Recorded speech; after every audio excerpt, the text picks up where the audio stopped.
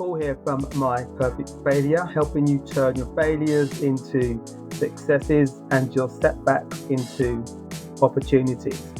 What if engineers don't design bridges to stand up, but design them not to fall down? What if success itself works exactly the same way?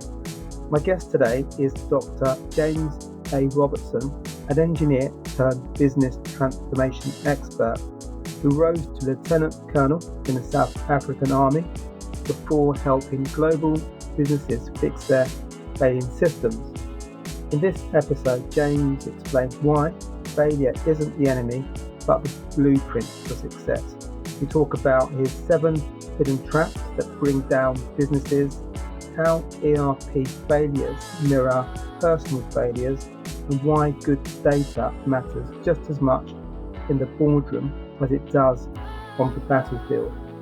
So if you're ready to rethink what success really means, hit play and enjoy this episode wherever you get your podcasts. Who knows what Jay-Z, J.K. Rowling, Bill Gates and Oprah Winfrey all have in common? Okay, I will tell you then. They have all overcome failure in one shape or form to go on to gain success in their respective careers. Welcome to My Perfect Failure. Join us as we delve into the world of our perfect failures. We will interview, explore, and discuss how our perfect failures can lead us to success. Join us and tune in.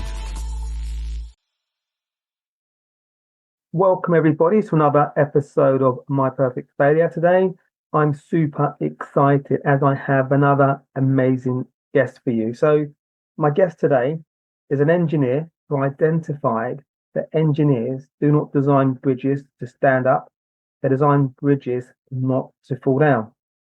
He has applied these principles in his career of troubleshooting and turning around big business software systems, ERP.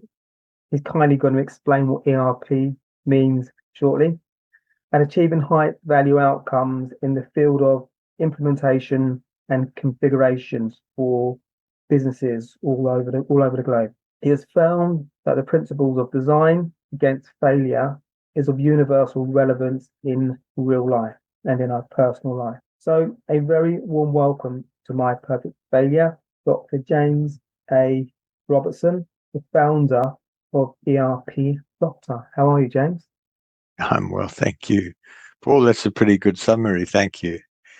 I'm intrigued by the name of your show, My Perfect Failure. I mean, most people don't want to talk about failure. It's rah rah rah. Yes, talk about success, no negative thoughts, etc. And so you're really touching on some interesting stuff.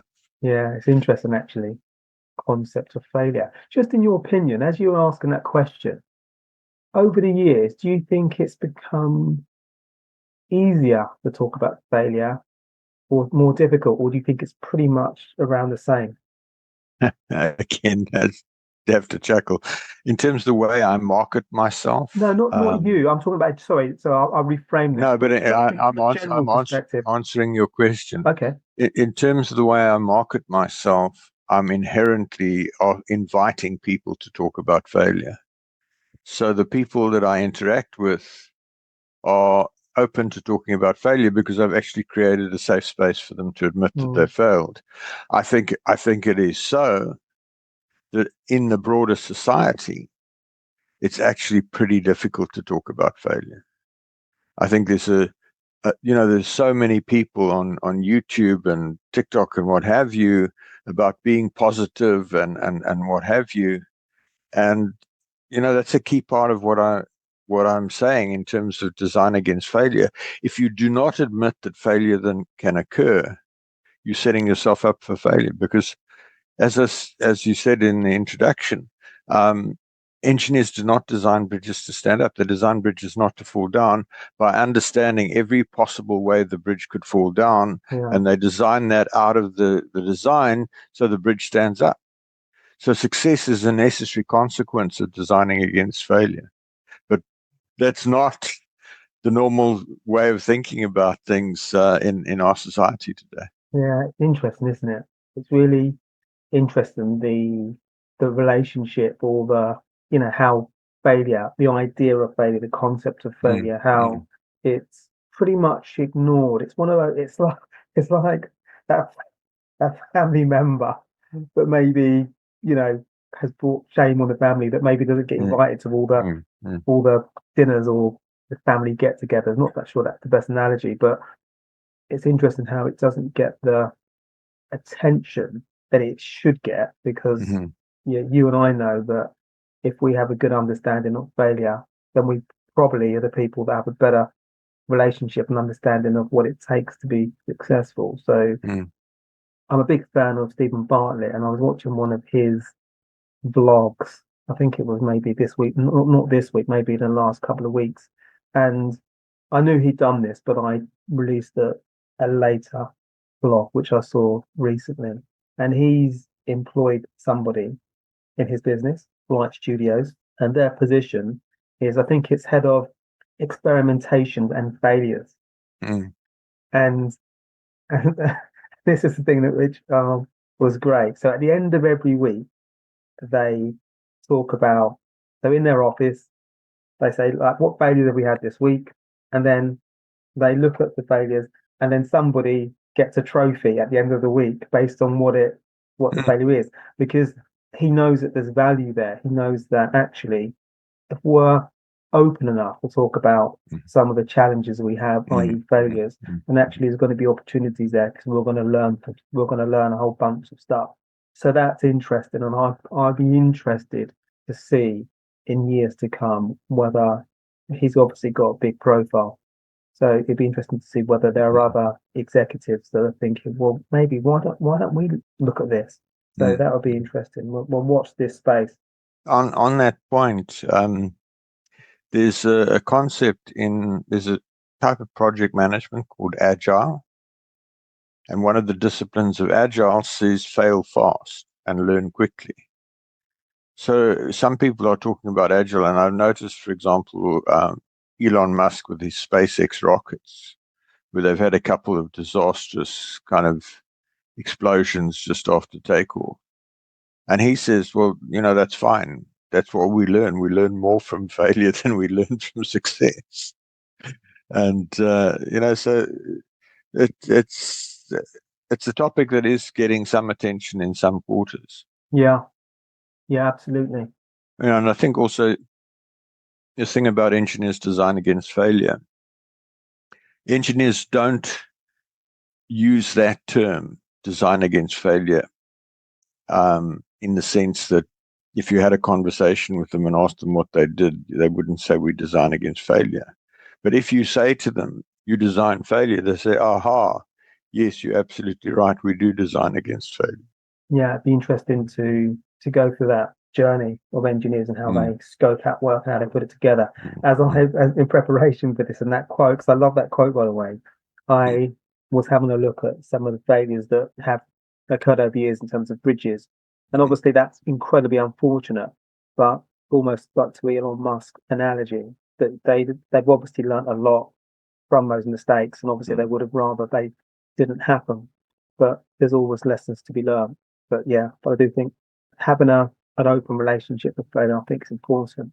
Yeah, so I mentioned in your wonderful bio that you're a native of South Africa. You're born in South Africa. Correct. And so in the 70s and 80s, that did a lot. That period did a lot to shape your life. So maybe tell us a little bit about growing up in South Africa and how that led to you joining the army. Okay, so really rolling right back to the age of 3. I want to know. Nosy. Age of 3, my dad was standing on a stepladder, knocking a steel pole into the ground to erect a trellis to put some plants on. And I was at the bottom of the stepladder, like a 3-year-old does, helping Dad. And my dad slipped, and he lost hold of the pole, and the pole fell, and it split my skull open. So I have an absolute aversion to failure. I only realized this many, many years later that I've got this sort of deep-seated thing about, failure is painful, so don't fail. Yeah. And that's kind of been with me throughout my life. Going forward a bit, I had a privileged childhood. I went to a really good private school, St. Stithians College. Did extremely well at school, did extremely well at university. Regarding the army, we had compulsory military service, so I didn't have a choice. I got to the end of my school career, and I got a letter through the post saying report at such and such a military base on such and such a date. What age were you then? 17. Okay. 17 going on 18. And so my dad had been a prisoner of war in the Second World War for 4 years. He was captured at Tobruk, and he was very critical of the leadership that led to the loss of that battle. So I went into the army, and when I was about to go, he said to me, James, if you're going to get killed in the war, get killed on the basis of your own orders. And I really took that to heart. And so I did whatever I could over the years to progress to a point where in 1985, I became the officer commanding of an engineer regiment with the rank of lieutenant colonel. And I learned a lot there. I went on all the relevant training. So I did a 6-week course on military combat planning, which was essentially strategic planning for war at a brigade level. So I was qualified up to lead a military force of about 5,000 people, all arms. And one of the things that I got out of that is that bad information results in bad decisions, which results in people getting killed, getting own forces getting killed. And I've brought that with me into my whole outlook on business information systems, ERP, etc., in the sense that if the ERP is giving bad information to the executives, they're then making bad decisions and the business is being damaged. And so this is just another facet of this thing about failure. And so that's become a big thing for me, is how do I make sure that the executives get really good information timeously so that they can make the really best business decisions that they possibly can. And so then I did my military service way back in 1971. I went to university, graduated cum laude with distinction, civil engineering, went on to do a PhD, spent 5 years on campus doing my research. It was a laboratory program, designed and had built a whole lot of equipment. Ended up with 7,000 pages of laboratory test results at a time when the university mainframe computer couldn't handle one page. And remember that we're talking now 1979, 1980, when computers were still in their infancy, computers in business. And it was just at the time that the first desktop PCs came on the market, the Apple, etc. So my dad paid a fairly substantial sum of money to set me up with a computer and a printer and an XY plotter and everything. And I had to teach myself to program. Concurrently, he'd had a triple heart bypass. He'd been on the table for 9 hours. He came out of anesthetic and his whole mind was scrambled. He could hardly put a sentence together. And he said to me, James, please join my business and help me computerize my business. And he had some calc sheets. It took you about 20 minutes with a calculator to calculate one sheet. And I saw the opportunity. I learned about spreadsheets. I bought SuperCalc 1, which was in the same vintage of Lotus 123. And I computerized his business, and I enabled him to do things that nobody else could do, to the extent that he doubled his turnover in 12 months. Wow. And that taught me that if you do clever things with computers, you can make a huge difference to business. Anyway, I left that. I got my PhD, also with an award, and went back into civil engineering. Joined a mid-sized consultancy. Because of my aptitude and experience with IT, I ended up managing the IT function. And their mini computer was at the end of life and they needed a new system. So they engaged a software developer to build a management information system for them. And I took over as project manager, and I also did part of the architecture and design of that. And that was extremely successful. And after 4 years, I decided I had an aptitude for this. And in 1989, I went out on my own. So I had 2 really successful projects under my belt. I then went into 2 projects which were absolutely unmitigated disasters. They nearly put the 2 clients out of business. Everything that could go wrong went wrong. The software developer was in financial difficulty, so he was cutting corners. He was delivering software that hadn't been properly tested. I was trusting him, making bad judgment calls. Absolute disaster. And from what I've already shared with you, you'll understand that that was a very traumatic time of my life, because I'd built relationships with the people in these businesses, and here I am, engaged by them as a supposed expert, and things falling apart. They went live when they shouldn't have gone live, and I told them they could go live, and they couldn't invoice, and this was wrong and that was wrong, and just an absolute smorgasbord. Were they running concurrently for different periods? This is back in 1990. So the projects, were they running at the same time? Two projects running concurrently with the same sort. So what happened was the guy who developed the software for the company that I worked for got permission to sell the software to other companies. And so because I knew the software intimately, I got hired to advise those companies on implementing the software. And then, as I say, he got into financial difficulties and cut corners, etc. So I did a lot of soul searching there. I didn't really at that stage know why they failed. It was only some years later that I really understood why they failed.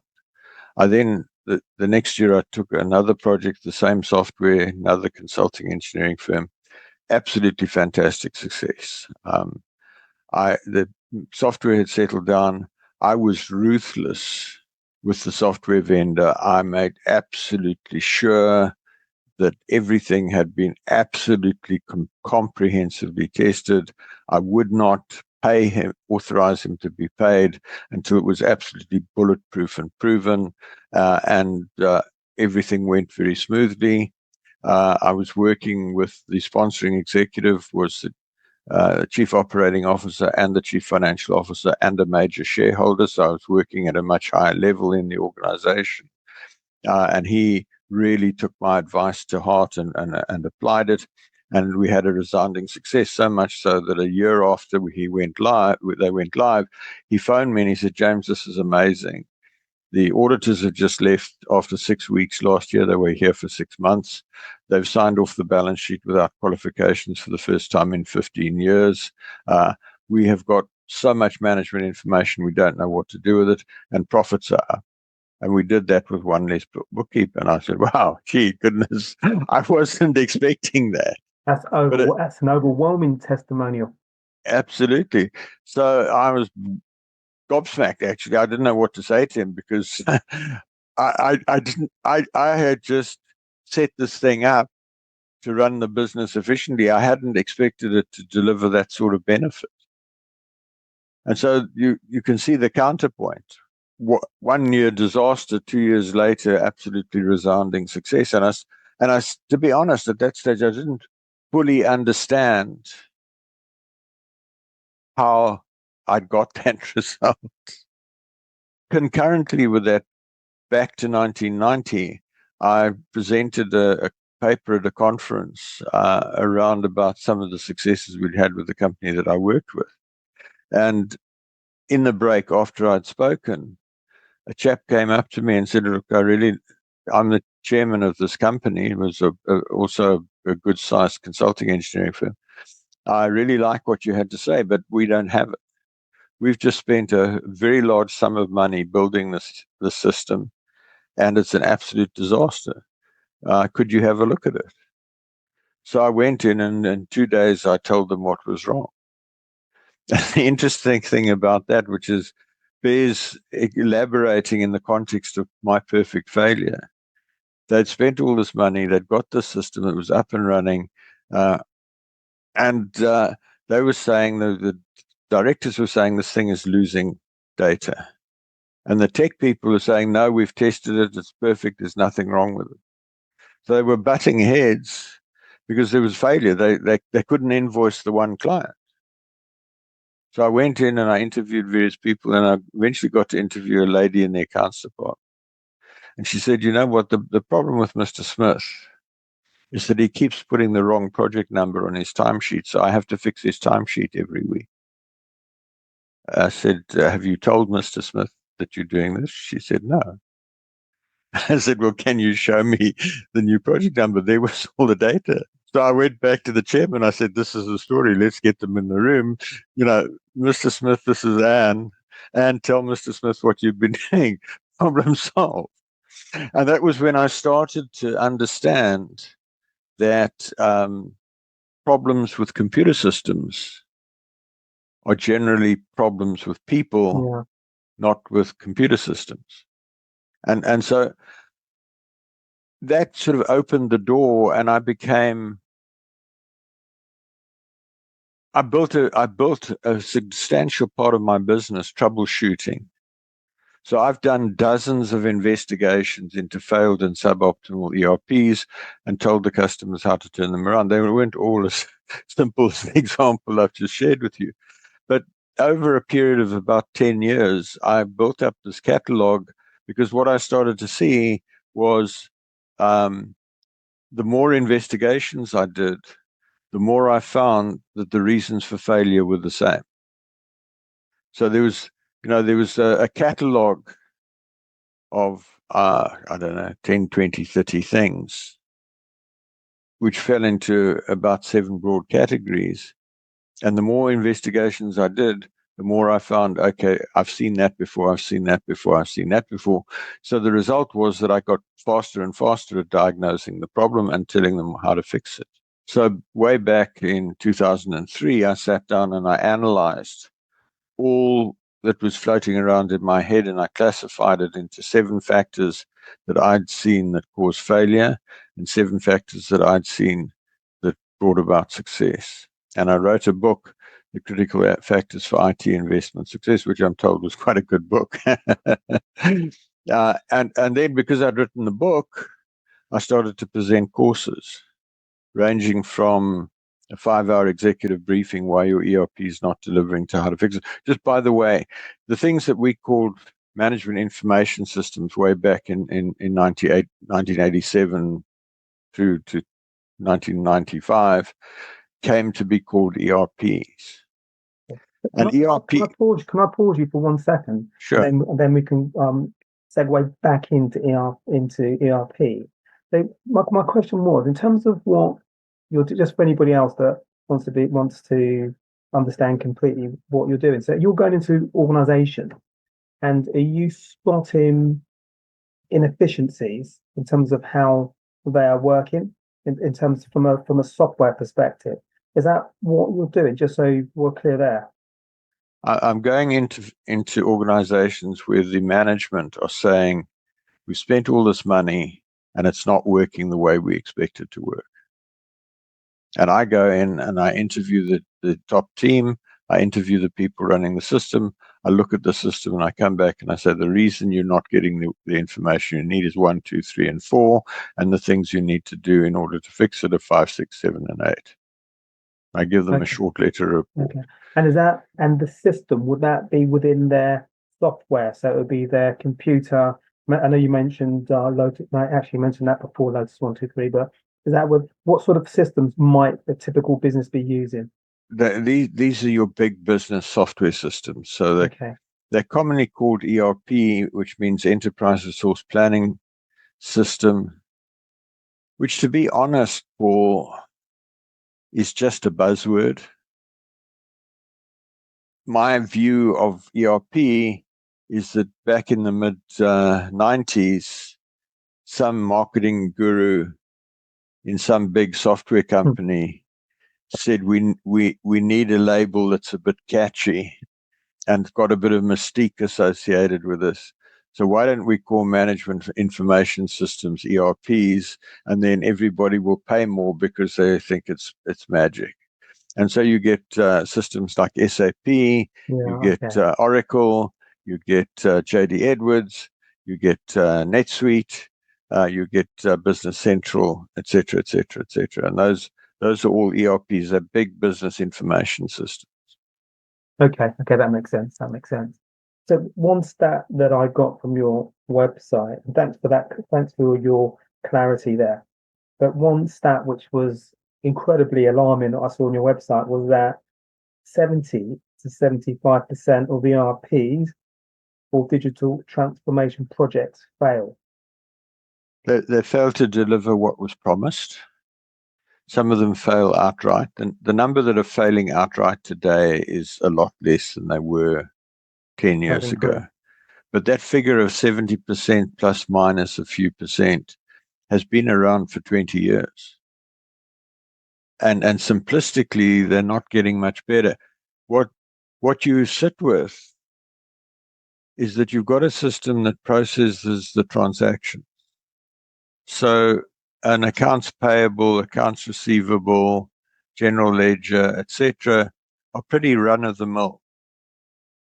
And those things work.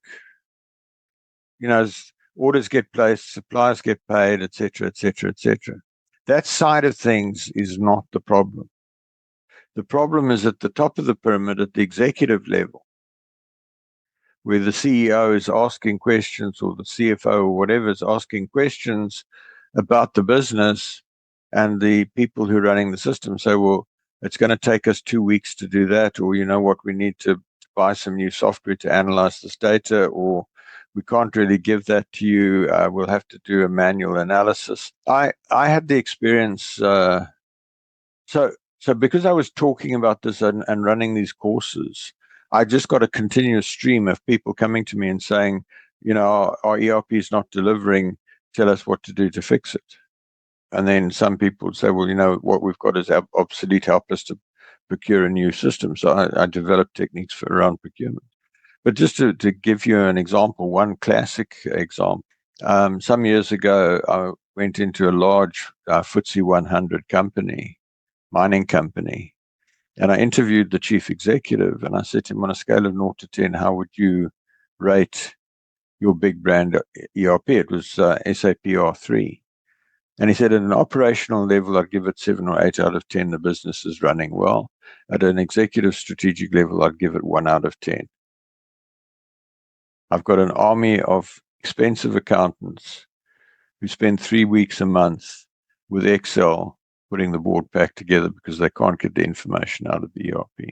And they had a big data warehouse, and they had a big business intelligence investment, and they still were back to Excel with accountants in large executive offices making sense of the data. And I did the investigation, and just looking at the data, you could see immediately what the problem was. So way back to the beginning, I did a biology project at school. I got involved in the military filing system before I became the regimental commander. And so I understood taxonomies and hierarchical classification of data. So one of the things that I did as soon as I got involved with business information systems was I set up hierarchies in the data, very, very structured classification. And that's become something that I call precision ERP configuration, because it makes a huge difference, because the better the structure and the logic of the data, the easier it is to analyze. I'll ask you a question around, so I think I've worked in companies where when you have an audit and then the business panics for probably 2 weeks, maybe a month leading up to the audit. So there's an initial sort of 2 weeks. So the first sort of month leading up to the audit, you might get an email saying there's going to be an audit in a month's time. So we need designated people from different teams to be on call to who's going to do this, who's going to do that. And then maybe 2 weeks before the audit, there'll probably be meetings leading up to that period. Then you have that meeting on that second week where we bring together what we've done the previous 2 weeks in preparation for the audit in 2 weeks' time.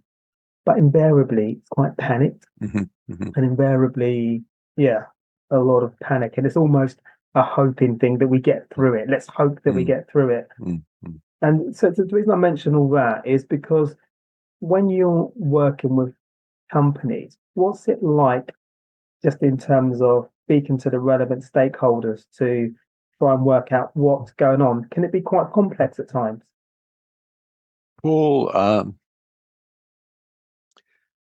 business is inherently complex, and so there's a kind of dynamic there of saying it's very complex, but at the same time it's relatively simple if you break it down to the sort of basic bones. And I just want to pick up on your point about audit and pick up on that phone call that I told you about. Audit is out in 6 weeks. And how did I get there? Very, very highly structured chart of accounts, so very easy to interrogate it. Something that I call the cubic business model, which is a structured classification of the whole organization of the structure of the organization, which allows you in the general ledger to have a little subchart with the expenses in particular and revenue for that little business unit neatly accounted for, with a discipline which says that the only person that can authorize an expense in that bin is the manager of that bin. And then you step away from accounting journals into the operational ledger. Because what companies tend to do, they say, okay, well, we'll prorate the electricity and we'll prorate this and prorate that. So you end up with a whole lot of journals that the managers don't agree with and that they don't recognize. And so they can't look at the numbers. So I say, don't do that. Keep the numbers pure and then make the manager 100% accountable for the numbers. Keep the account for the electricity, etc., separately, and then you can have a model in Excel or in the business intelligence where you spread the overheads below the line. And the thing that we got right for the first time with that client was that they did that. So the result is that the general ledger becomes effectively self-auditing. When the auditors get there, there's virtually nothing for them to do, because the entire business has been auditing the general ledger with their management reports every month. I love this. I can see, I've just highlighted with my yellow highlighter, if you're watching the video, ERP doctor, because it all makes sense now why you're the ERP doctor, because that is a doctor like the way that you're able to diagnose symptoms and then provide a cure. It must be, if you're a CEO, not just the CEO actually, anybody that's part of that operation in terms of being responsible for ledgers or any piece of that jigsaw ecosystem, to have something like to implement what you're giving them and putting that in place must be a godsend. And we talked about messy complexity to remove a lot of that haze, because definitely I've got experience where sometimes you can't see the wood for the trees because nobody knows really where the challenge is or where the problems are. And then invariably when that happens, you kind of muddle your way through it a little bit. Sometimes invariably you might get there, but not in a logical or invariably it's quite a stressed and anxious way that you end up getting there. Right. Yes, I did a Google search back in March. Percentage of ERP projects that do not deliver what was promised. And there was a survey in Johannesburg way back by the Financial Mail, which is sort of the equivalent of the Financial Mail here. And they reported that from a confidential survey of chief executives, 19 out of 20 ERP systems did not deliver what was promised. And that was because of the stuff that I'm... Sorry, 19 out of 20? Yeah, 95%. That's insane. That's insane. So why would that be? Sorry. For the reasons we're talking about. Primarily what I call sloppy configuration. Okay. And a lack of discipline in terms of how you use it. Okay. So your explanation makes sense. So ERP, do you think that, obviously it's a word, it's an abbreviation Mm. of a word. Do you think that, well, not, this is a silly question actually, I'll ask it anyway. So do you think that most people just don't know, have no understanding about ERP in terms of how that needs and should be implemented within their business, even if you've got all the programs like SAP or Oracle or all the others that you mentioned earlier? I think the thing is, Paul, people look in the wrong place. Somebody says that ERP projects fail. If you Google percentage of ERP projects that fail, you'll find numerous 75, 60, 80, whatever. And the interesting thing about it is everybody's using it to sell why you should use them to implement. Yeah. But the problem is there are all these people who are saying they can fix it, and they're kind of losing sight of the fact that everybody else thinks they can fix it too. And the reason for that is, first of all, they don't design against failure. They do not go in and analyze it the way I have done and say, why 70%? What's happening? The second thing is that operationally, they're fine. As I said a few minutes ago, the debtors, creditors, general ledger, etc., at a technical level are working fine. The problem is up there at the executive level, you can't get the information you need when you need it, because nobody is thinking about that at the beginning of the project. And I just stumbled into it, just rolling right back to while I was working for my dad's firm. He was an investment consultant, and he was in advising, for example, the gold fund of the Union Bank of Switzerland, so one of the big three banks in Switzerland. So once or twice a year, we would travel to Zurich, and we would have dinner and meet in these huge executive offices with the senior vice presidents. So I got to be, and compound that, because of his operation, my dad basically struggled to have any sort of technical conversation. So I ended up getting thrown in the deep end. He would orientate me before the meeting, and I would go into the meeting at the age of 30 and do 80% of the talking to these senior vice presidents. The consequence of that is when I went out on my own, I was totally comfortable having a conversation with the chief executive. So I come in and I understand the high-level strategic view of the business, and then I cascade that down. The average implementer comes in with a mid-level consultant who has no idea how to have a conversation with the chief executive. So doesn't have a conversation with the chief executive, doesn't even have a real conversation with the C-suite, and therefore implements at an operational level because that's all they understand. And I'm saying the first thing you've got to get right. I've developed what I call my 7-step recipe for success. And step number 1 is the chief executive must be the custodian of the project. Step number 2 is you must have somebody that I call a strategic ERP project leader, who's somebody like myself, who's got a wealth of high-level executive experience. The third thing that I advocate is that you must have strategic alignment. So you must understand the strategy of the business, and you must align everything with the strategy of the business. And what happens is people get in the way of the strategy of the business because they don't understand it, and they get things wrong. And the rest of the process goes up. Step 5 is this thing that I call precision configuration. So I've built a whole recipe, and step 6 is prove it works. Step 7 is make it work. And so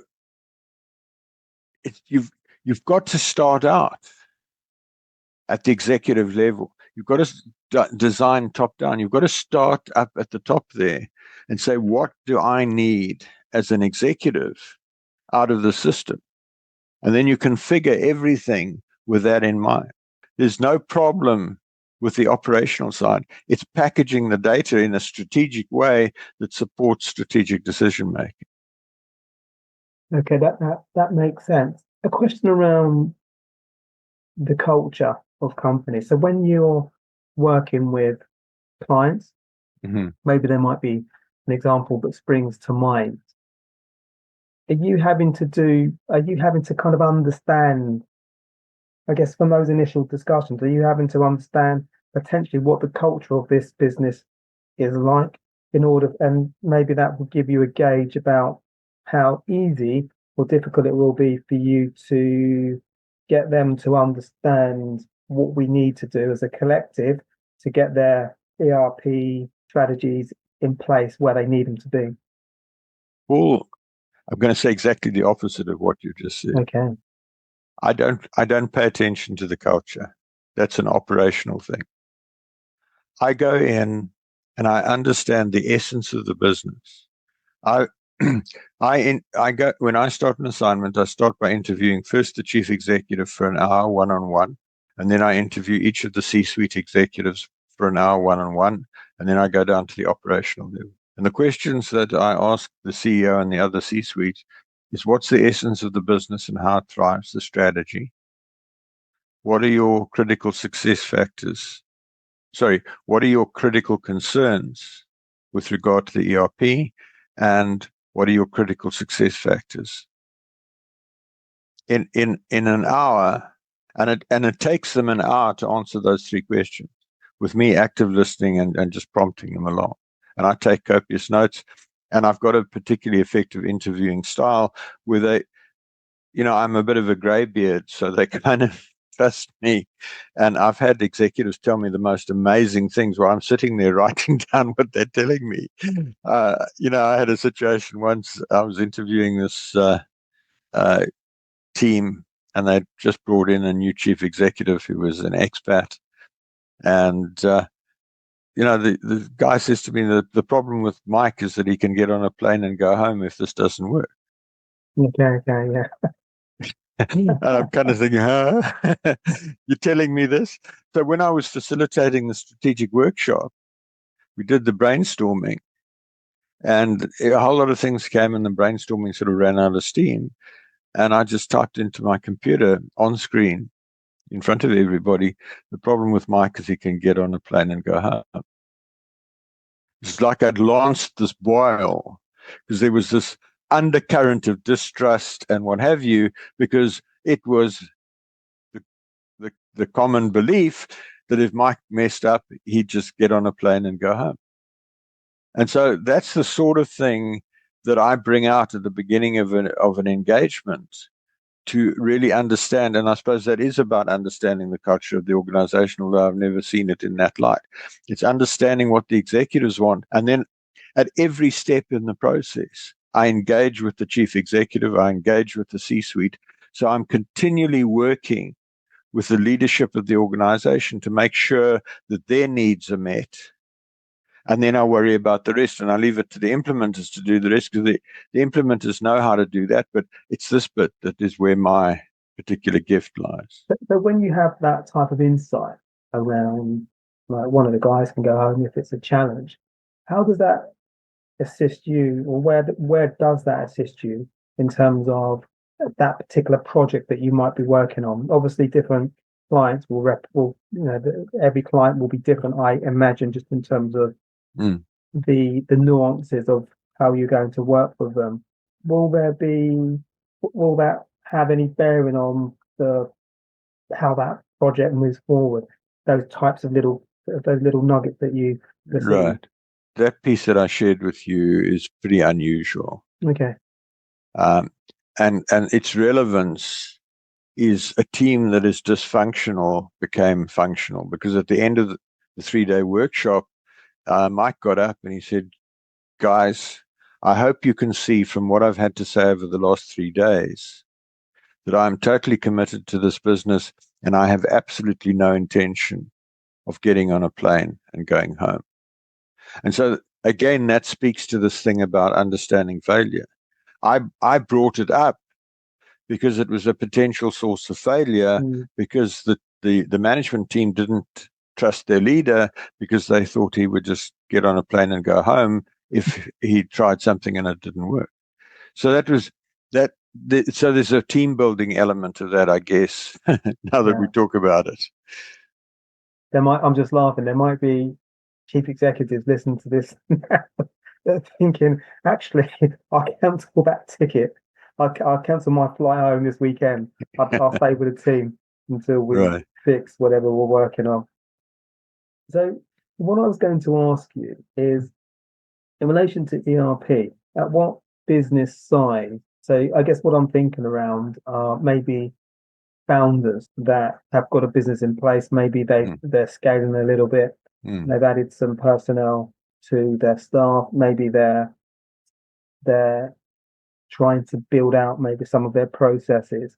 When would ERP come into play? Does it come into play? Should it have already been in play, or should they be starting? I think, Paul, it comes back to this buzzword. Every business, no matter how small, has an accounting system. General ledger, debtors, creditors.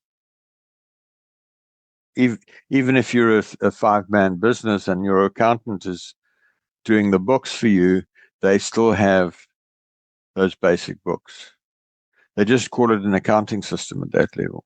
As the business grows and reaches about 30 or 40 employees and the corresponding turnover, which might be 10 million a year, they then get into the realms of the bottom end of ERPs. So they get the small ERPs like Sage 200 and things like that work with those smaller organizations that are not too heavy. And then as they grow and they get to sort of 200-300, then they start moving into the bigger ERPs, and you get tier 1, tier 2, and tier 3. So you get out of your accounting system into the bottom end of tier 3. If you keep on growing, you get into tier 2. And when you're a big multinational, you're on tier 1, which is SAP R3, Oracle, and so forth. Okay, that does make sense. That just to elaborate that point, it's just an accounting system plus additional functionality. So you get into products, you integrate with a warehouse management system, you integrate with a CRM, you integrate with this, and some do all of that and some do some of that. And again, it just depends on the nature of the business and how you progress. Yeah, I guess maybe a better question for me might have been, it's almost around the mindset of doing it, having good practice. Obviously, working with you, and we're going to put the details in the show notes. But I think sometimes I'm going to make another assumption here, but sometimes maybe businesses don't have the clarity of mind to know what the ERP framework should look like, because it can, maybe it sits between different people, different stakeholders. So we spoke about the high percentage of ERP frameworks that fail, I guess. So it's almost like having someone like you is a godsend, because you've got somebody that you can speak to. Obviously, you've got your website. Obviously, I guess you can't work with everybody, but you're working with as many people as you can. But to really help people understand what they're doing, because it can become. I think the key thing there, Paul, from my point of view, is one of the services that I offer is a procurement management service. So I'll come into the business, I'll do the interviews that I spoke about. I have a very robust set of about 12 documents that fully define the procurement. I do something that I call a strategic requirements definition. So I sit down with the top team and I say, what are your critical success factors for this procurement? And I work that into a substantial document. When I say substantial, the requirements document ends up being 20 or 30 pages. I've got a request for proposal template, which is about 50 pages, which closes all the loopholes. And we then go out to tender with a very strong definition of the business and what the business is looking for.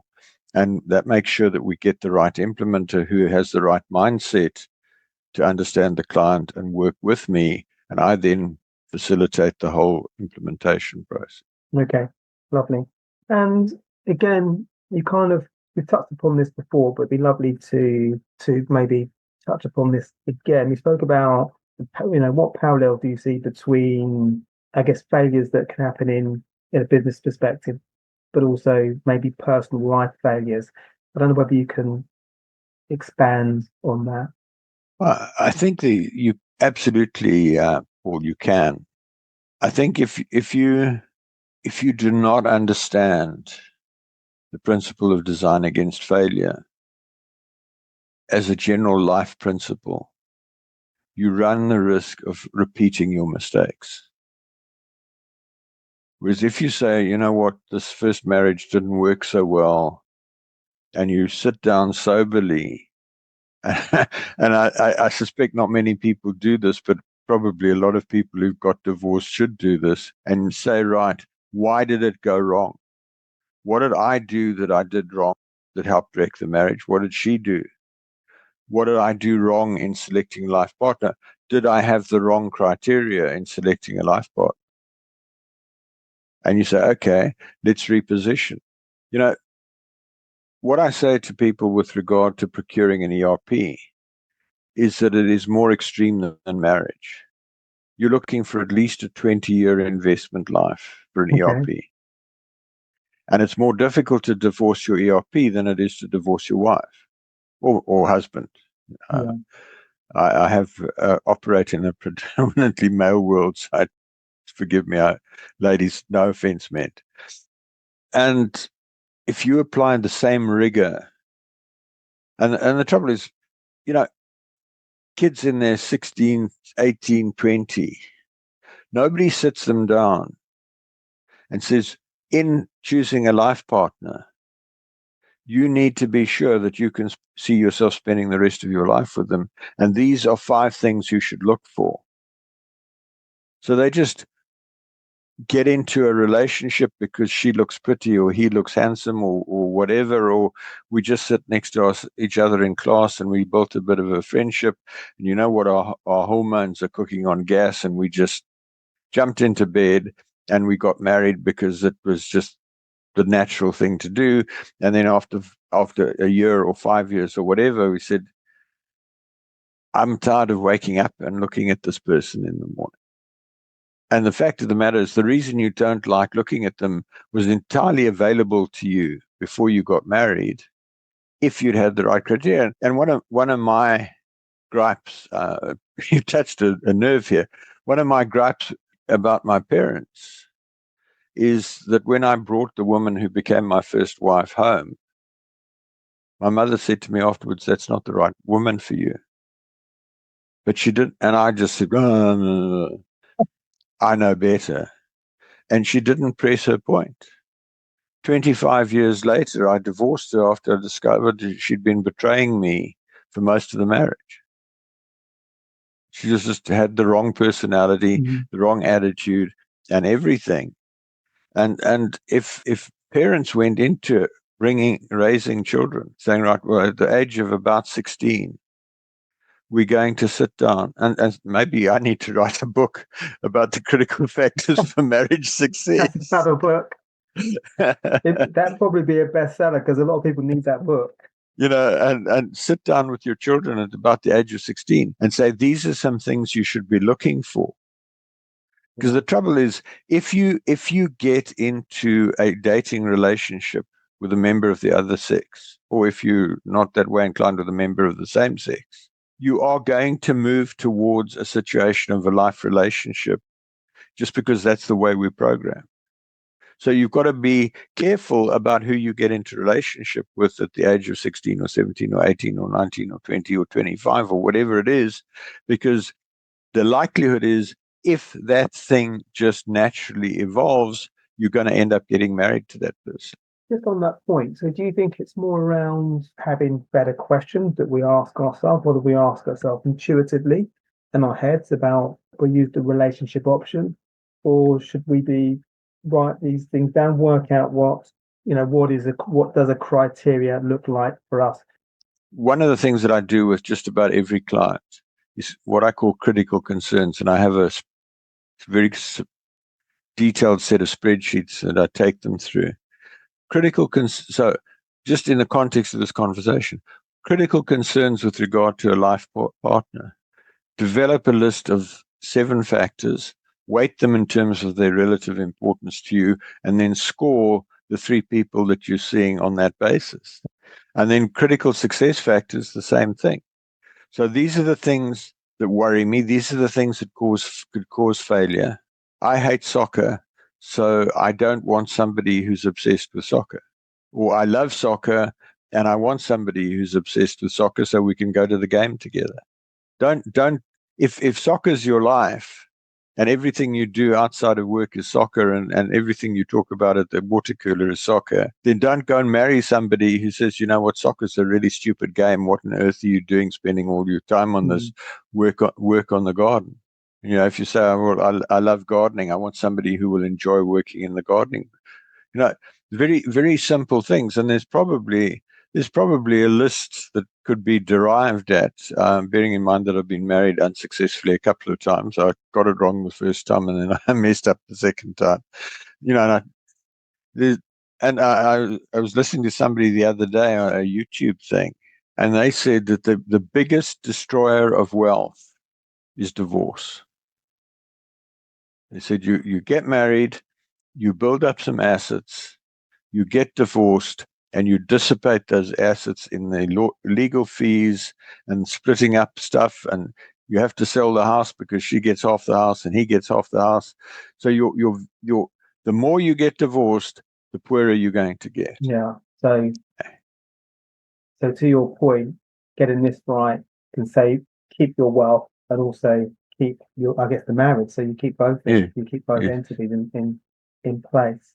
Okay, so we're getting towards the end now. Sadly, I could talk to you forever about this subject because it wasn't an ERP until we met. I had no idea what ERP meant, but I guess in terms of practicalities of it and seeing it in business, I've seen it in business, but not knowing what it is. And to your point, in terms of the best framework to have in place, so it's executed correctly.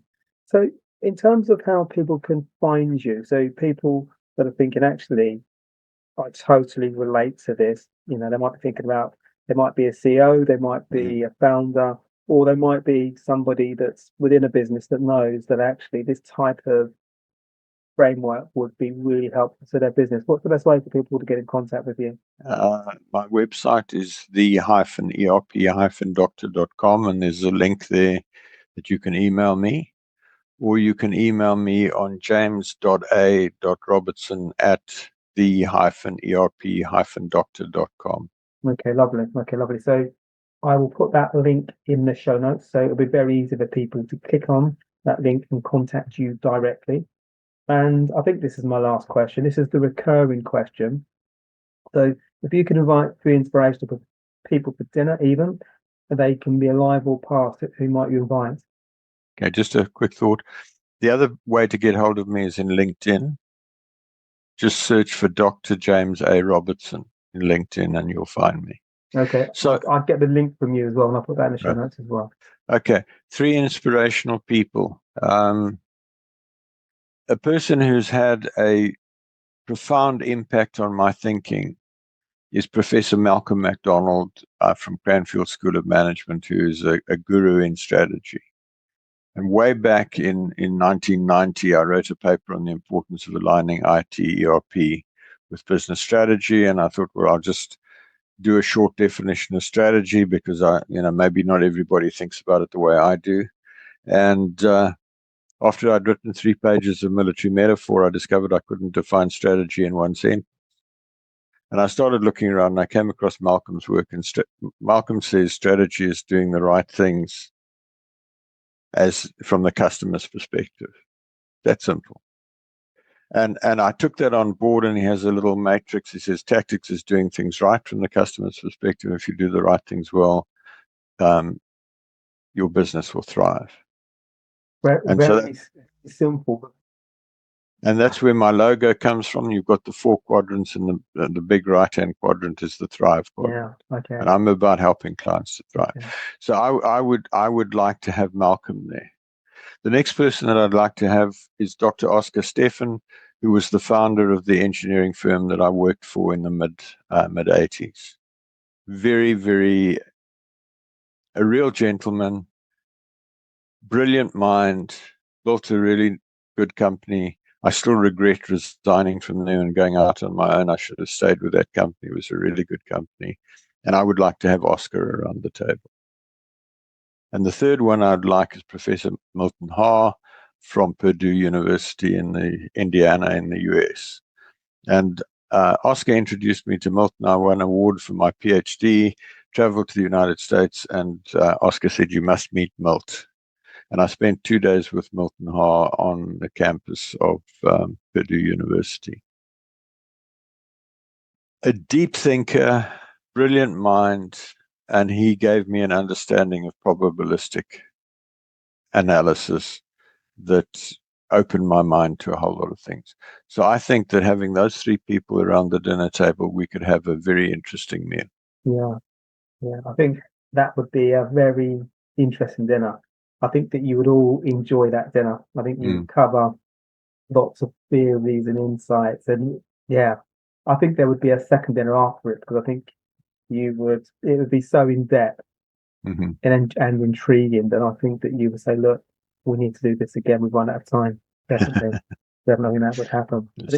So I also wanted to ask you, I know that we mentioned that your background was in South Africa. Where are you based now? I'm in London, Surbiton. Okay, you're in London. Okay. I've been here nearly 12 years. Okay, well, lovely. Next one we'll do in person. Great. Look forward to it. Okay, James, it's been wonderful. Really enjoyed this discussion. A world of knowledge. I love learning about things that I have limited knowledge of.